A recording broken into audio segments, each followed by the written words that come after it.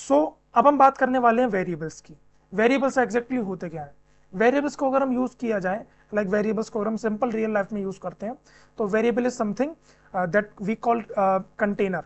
Variable container की तरह का काम करता है। जैसे कि मैंने क्या कहा, मैंने कि एक मेरे घर पे एक कंटेनर है इस तरीके का, फाइन, ये इस तरीके का कंटेनर है, कंटेनर के बाहर लिखा हुआ है सॉल्ट, फाइन। अब देखिए, मैंने बाहर लिखा हुआ है सॉल्ट, इट मीन्स मुझे पता है कि इस कंटेनर के अंदर क्या है, इस कंटेनर के अंदर सॉल्ट है। अब ये मुझे कहाँ से पता पड़ा? क्योंकि इसका नाम मैंने सॉल्ट रखा है। सेम इन पाइथन, जब भी हम किसी वैल्यू को स्टोर कराते हैं, जब भी हम किसी वैल्यू को स्टोर कराते हैं, so for storing that value हमको एक कंटेनर की जरूरत पड़ती है। तो जब भी हम उस कंटेनर को बनाते हैं तो उस कंटेनर को नाम असाइन करना पड़ता है। अगर हम इसको रियल लाइफ एग्जाम्पल की तरह बात करें, तो जब भी रियल लाइफ एग्जाम्पल में आप किसी फॉर्म को, ठीक है ना, गूगल फॉर्म की बात करता हूँ मैं, लाइक गूगल फॉर्म में जब भी आप किसी गूगल फॉर्म को फिल करते हो, तो आपके पास सबसे पहले कॉलम होता है नेम का, फाइन।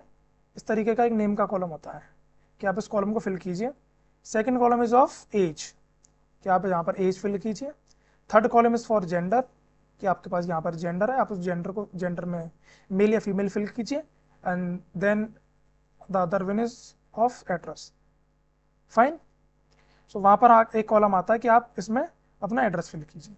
अब जहां पर भी हम अपनी वैल्यूज को फिल कर रहे हैं वो क्या है? That is a variable.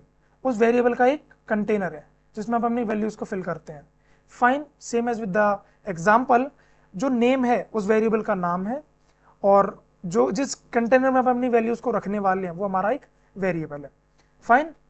So according to the code, हम चलिए कोड को देखते हैं।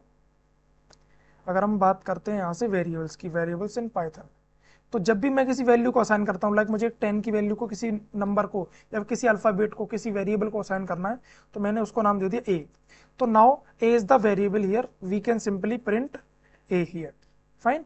और जैसे हम इसको एग्जीक्यूट करेंगे तो हमारी जो वैल्यू इसके अंदर थी, लाइक जो वैल्यू इस जगह पर है 10 पर, जो 10 की वैल्यू है वो हमारी इस कंटेनर के अंदर मतलब स्टोर हो गई है, फाइन।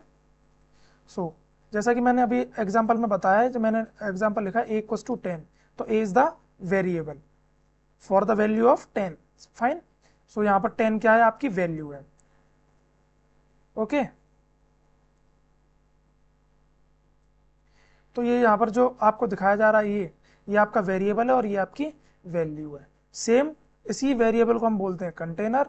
तो जब भी हमें इन पाइथन प्रोग्रामिंग, जब भी कोई वैल्यू स्टोर कराने की जरूरत पड़ती है, सो नाउ उस टाइम पर हम यूज करते हैं वेरिएबल का for making the process easy, fine. अगर मैं इसको एक छोटे से एग्जांपल से और बताता हूँ, तो कहीं ना कहीं वो एग्जांपल इस तरीके का हो जाएगा कि लाइक जब भी हमें एक जनरल जनरल कंटेनर बनाना पड़ता है for storing the name of the peoples, हम करते क्या है, उस कंटेनर को नाम दे देते हैं नेम का।